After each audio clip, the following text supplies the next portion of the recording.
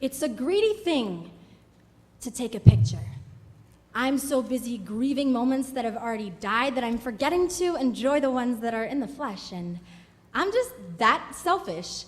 I'm selfish enough to cheat a second out of non-existence. It should have been an intangible memory, but I couldn't have it any other way than rectangular. On a screen, in my hands, or behind glass. It's impossible to eternally save something from death without robbing it of its life, because immortality is no way to live. So I'm sorry for being the selfish little girl that you never asked for, because I know that when you signed up to have a daughter, or when you said that you needed a best friend, or when you told them that you didn't have enough students in your class, this isn't what you were meant to get. It must have been a typo, a smudge, a mistake that they tried to erase and realized they couldn't because their blueprint was accidentally written in ink. But it still turned out to be a work of art, and I'm a proud part to be functioning in a family and a friendship at a school. Excuse me for getting a little rusty. You might need a tool like a wrench to fix the way that I'm working, because it's just not quite right. Sure, I'll mold my edges so I can fit the pieces of the puzzle that are supposed to be next to me, but don't you dare ask me to change my imagery just so we look exactly like the picture on the front of the box. I mean, yes, Queen Cassiopeia is pretty, but wouldn't you rather us have our own constellation?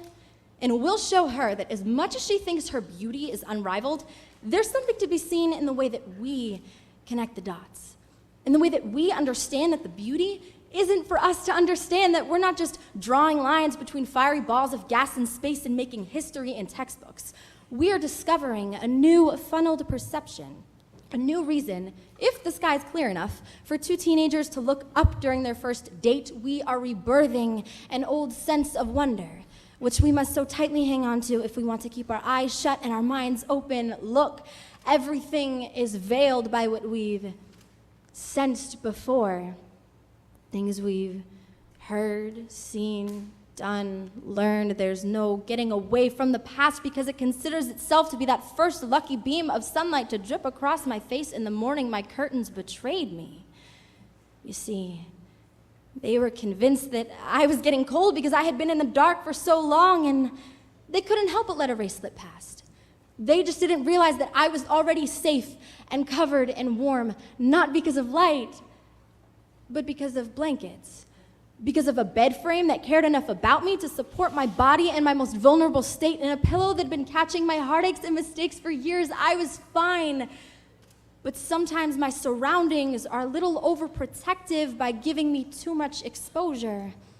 And believe me, I've learned that when I say I care about you, I am handing you a gun, asking you to aim it at me and telling you to pull the trigger whenever you feel like it. And I'm not low on guns. No, I've got plenty of those. That's my problem. But today, I think I'm going to save some for myself.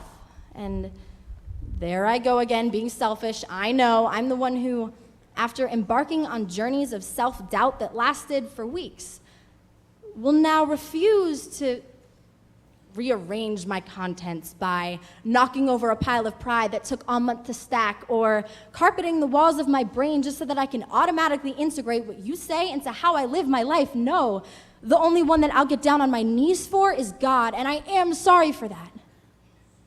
But not sorry enough to make any of you an exception. Thank you.